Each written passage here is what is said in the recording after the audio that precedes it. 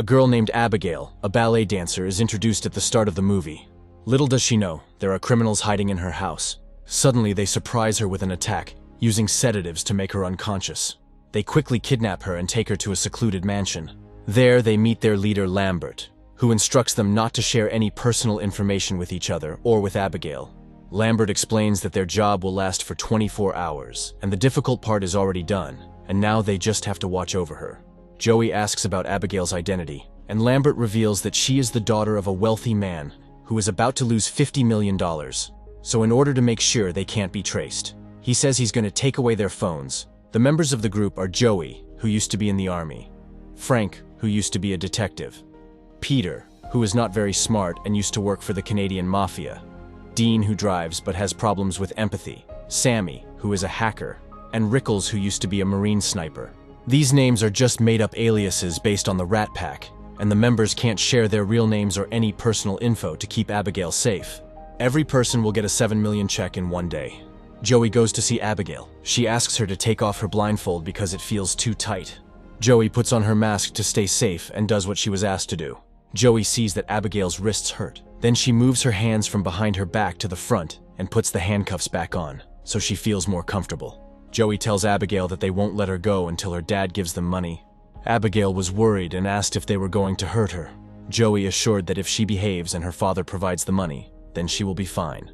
During their conversation, Abigail informed Joey of her name, and Joey reciprocated by mentioning that she has a son who is the same age as her. Abigail tells her that they were wrong because her father doesn't care about her. As Joey gets ready to leave, Abigail expresses her concern for what will happen to her. Joey comes back to the group and tells Frank that the girl suggested that her dad could be really violent. She queries Frank regarding the girl's father, but he concedes that he is unaware.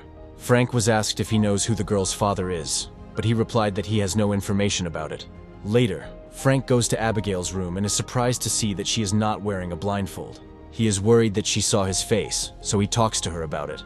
Abigail admits to him that she has not caught sight of his face, and when Frank questions her about her father, she reluctantly discloses that Christophe Lazare is her father. Frank is worried and leaves Abigail's room. He informs the group of his intention to leave. Anxious, the group moves in closer to him, and Joey inquires about the cause of his distress. Frank says that the girl is the daughter of a very powerful and well-known criminal, Christophe Lazare. Joey believes they should provide her with a meal, make an anonymous call, and then depart this place. Frank claims that Joey caught sight of his face due to Joey's actions, but Joey insists that she was the sole individual with access to Abigail's room. Dean thinks that Christophe is not a real person, just a made-up story. But Frank keeps saying that he is real. The group is unsure about Joey's choice to take off the girl's blindfold and think they might have to kill her now. However, Joey disagrees with this. The group decides to go ahead with their plan, and then they will vanish after they get their share of the money. Later on, Rickles confides in Joey that he has a lack of trust in these individuals and encourages them to stick together and watch out for one another. Joey agrees, saying she was also thinking the same thing. At the same time, Dean looks at an old painting and thinks the girl in it looks like Abigail. He goes to the basement and a door opens on its own. Confused, he goes into the room and gets surprised by a rat. But when he tries to go, something pulls him without being seen. Ow! Ow! Ow! Help me! Ah! When Sammy hears him yelling, she quickly goes to the basement to see what's wrong. Upon finding him, she becomes frightened to discover that his head has been severed. She informs everyone, and upon viewing Dean's deceased body, Frank observes that it appears as though a wild animal has shredded him. Sammy sees that everyone is acting strange, and they tell her about a person named Valdez who is in charge of Lazare's head. A few years ago, the FBI caught 3 important members of the Lazare's gang. They were secretly held on the highest level of a hotel the night before their trial. 12 agents were in the next room and 2 were by the door. The next day, the FBI came in and found their bodies badly hurt. Body parts were missing and heads with Valdez's signature were found. Then they choose to go see the girl and find her in her room. According to Rickles, Valdez could still be present despite her absence in that location. He decides to leave, but when he tries to open the door, he finds another locked door and realizes that they are locked inside. Suddenly, the house's security alarm goes off and they figure out it's all a trap. Joey quickly goes to Abigail and asks if anyone else came in here with them and the man with glasses. At first, Abigail says no, but then she admits that the man with glasses made her keep it a secret and threatened to hurt her if she didn't. Joey claims that she won't let him do anything to harm her. Abigail tells her that he works for her dad and his name is Valdez. Suddenly, Rickles calls her and says that someone took his gun. Joey spreads the word that Frank's true identity is Valdez. They choose to look for another way out of the house. But as they go, Joey hears a sound. She turns around and sees Rickles standing in a strange way. Joey comes up to him carefully, but is shocked to find out that he has been seriously hurt by someone. Descending the stairs, she seeks out Frank to inquire about his motives for bringing them to that location with ill intent. Frank takes out his gun, saying he doesn't understand, and asking her to tell him what she's thinking. She confirms that he is Valdez, the individual who took the lives of Dean and Rickles. Frank does not believe what she said. He thinks Abigail has influenced her and is trying to make them not trust each other. He says they should be firm with the girl and tells Peter to do it. Joey, what's happening? Just sorting something out. Sammy, little help would be nice. Don't pull Sammy into We need to know what she Just knows. let go! Sammy, shut the...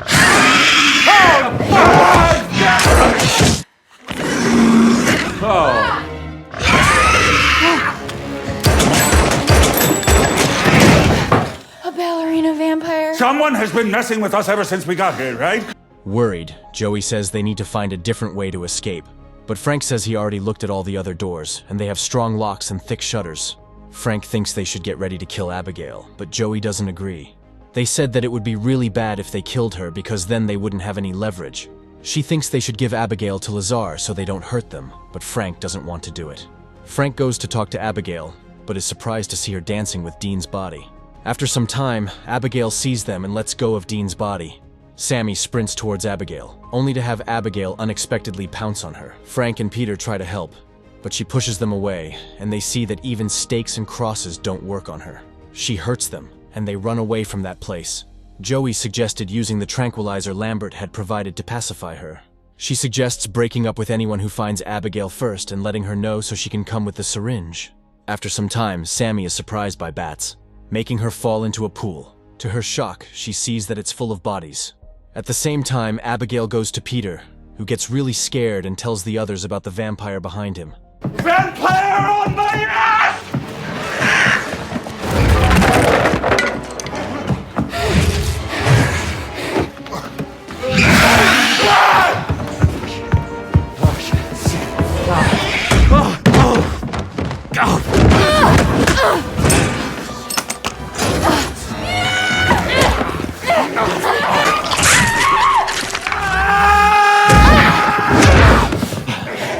Can't hold her much longer. Come on!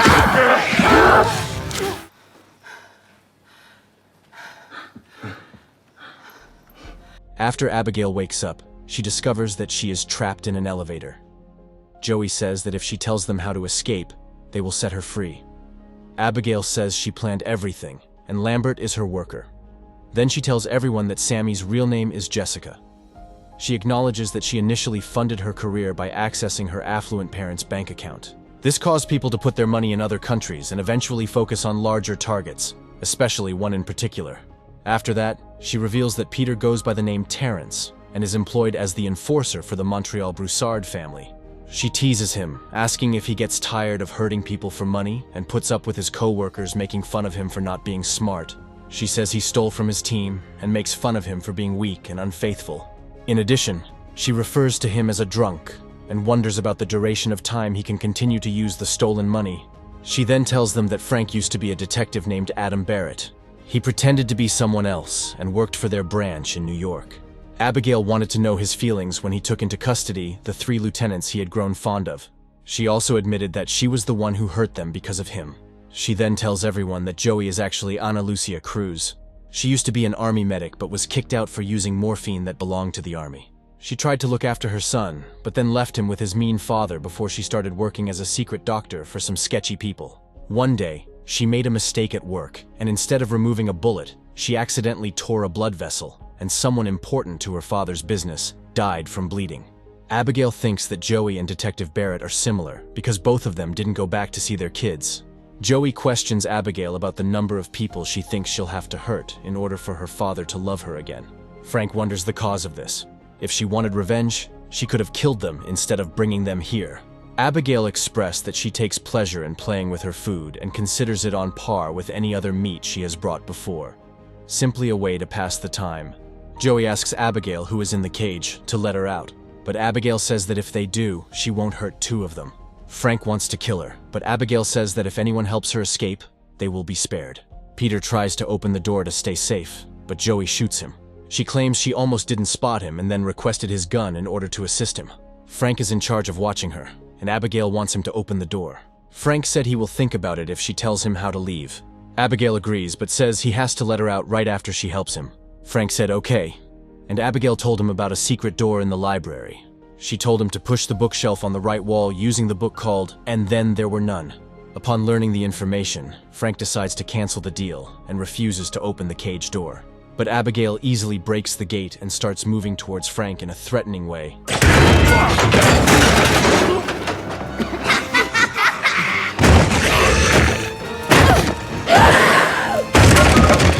library. Before she can hurt him, Joey comes and breaks the wooden planks off a window, letting in the sunlight, which Abigail is very sensitive to. Joey sees Frank looking for something, and then he finds the book. When he takes it out, nothing happens, and Frank realizes that Abigail has tricked him again. Later, Sammy says that if they find the power source, they can turn it off. They form two groups to find the power supply. However, all of a sudden, Sammy becomes a vampire under Abigail's power. After injuring Peter, she proceeded to devour him and ultimately put an end to his life. Later, when Joey and Frank got there, Sammy acted normal and told them that Abigail had killed Peter and was still inside. However, Joey figures out that Sammy is now a vampire. When Sammy starts to come towards them, Joey and Frank run away to save themselves. Sammy tries to fight them, but Joey uses a tray to reflect light and beat her. At that moment, the hidden door opens. Even though Joey and Frank are worried it might be a trap, they still decide to go inside to look for a way out. They discover the control room of the mansion and encounter Lambert, who is revealed to be a vampire. Lambert brought Joey back to make an arrangement with him. But when Joey said no, Lambert got angry and refused to talk to her. Then he says that Abigail made him a vampire 2 years ago, when she discovered he had aided Frank in New York. She came to get him and made a frightening promise to harm his family. Now, his sole purpose is to transport her father's enemies to this location. He wants him to help him murder Abigail, and in exchange, he can have whatever he wants, but he'll need to make some improvements. He informed Frank that he had informed Lazar about the issue, and that Lazar will be arriving at the estate. Frank gave his approval and says to Lambert to bite him. Then he makes Frank drink his blood, starting the process of turning him into a vampire. At the same time, Joey gets up, and Lambert tells Frank to go meet the person he plans to harm. However, Frank stabs and murders Lambert instead. Abigail comes in and asks if Lambert tried to make him give up everything before killing him. Then she jumps towards Frank. But he is stronger than her and drinks her blood because he sees a chance. Joey turns off the security and tries to get away. But the way out is locked. As Frank comes closer to her, Joey tries to fight, but he easily pushes her away.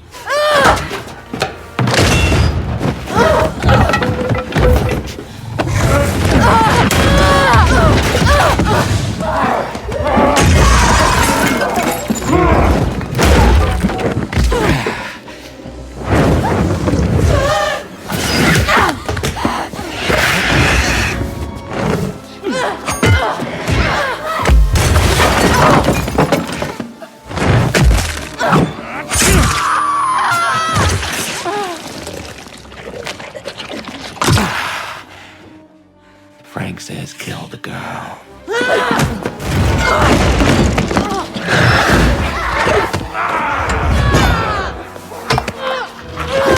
Oh, We get Justin back. Stop! She saved my life! Before he can hurt her, Abigail tells her father that Joey saved her life. She says Joey was there, but he wasn't. Lazar submits and grants Joey the freedom to leave. As she gets into her car, Joey finally leaves the mansion of horror before leaving the estate to see her son, and this is where the movie ends. If you enjoyed this recap, then please subscribe to the channel, smash the like button, turn on the notification bell, and share the video for more awesome movie recaps. Thank you for watching.